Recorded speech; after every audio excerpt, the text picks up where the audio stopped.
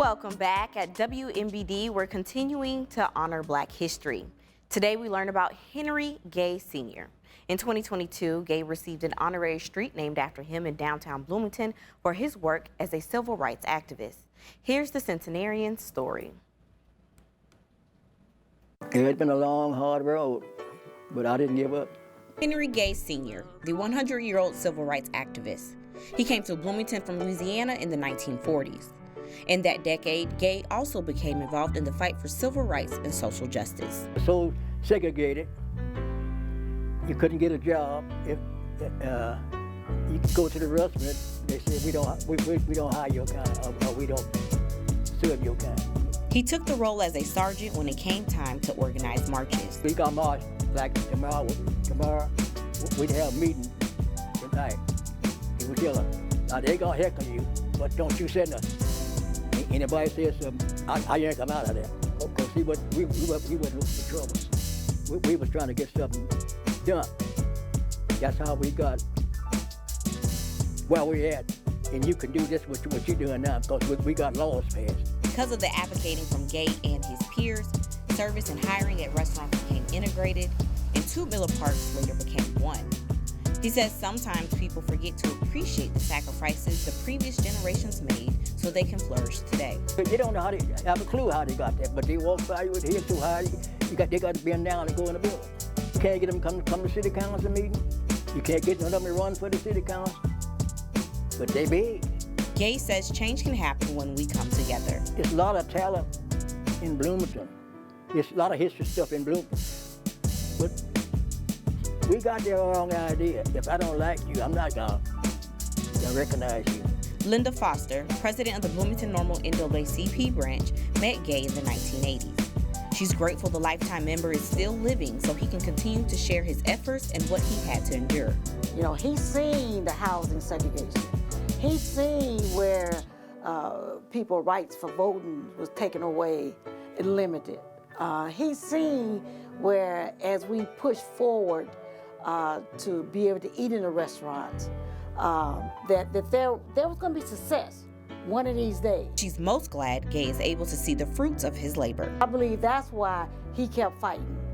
And over time, he's been able to see the positive work that came from advocating and standing up for people. And don't go anywhere after the break. We have an interview with NAACP leaders so they can share more of Henry Gay's impact to Central Illinois.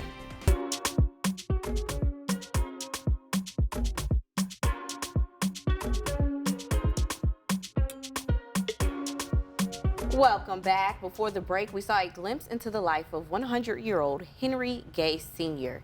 He has spent decades working for civil rights and social justice. Joining me today to speak about Mr. Gay's legacy is Linda Foster and Dr. Carla Campbell-Jackson from the Bloomington Normal NAACP Branch. Thank you all so much for being here today. Thank you for having us. Yes.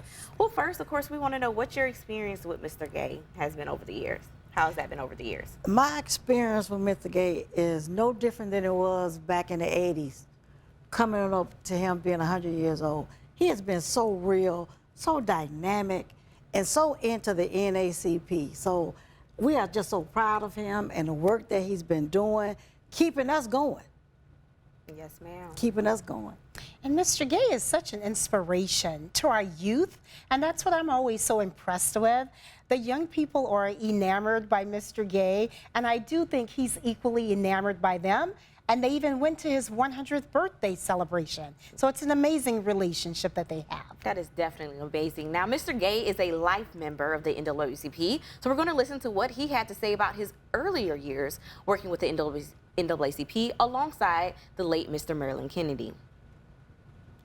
The secretary for 37 years, that was a lot of time. Me and Mr. Kennedy, we couldn't let nobody know where we was. And if you got a job and mention the NAACP, you out. Now, after hearing that and looking at where we are today, what do you have to say about the change in times? You know, Mr. Gay sold me my life membership. Wow. So I will always cherish that. And to know that these issues was going on, that you couldn't tell nobody. Now we have plaques that you can put them up in your office. And now we have pens, lapel pens that you can show and share that you have, that you're a member of the NAACP. Back then you couldn't, but today you can. And we're looking forward to people reaching out to us and want to be a part of what we're trying to do here in our great city. That is amazing. Now, lastly, for our young people, what do we have to say for our young people who, instead of only having to read a book, they also have the opportunity to still speak with Mr. Gay? That's what's so amazing. He's an icon, and I think everything he's done is indicative of aiming for civil and social justice, and our young people have the opportunity to interact with him, so that's amazing. He's a remarkable role model, and we appreciate and value all that he's done, and his legacy will linger forever.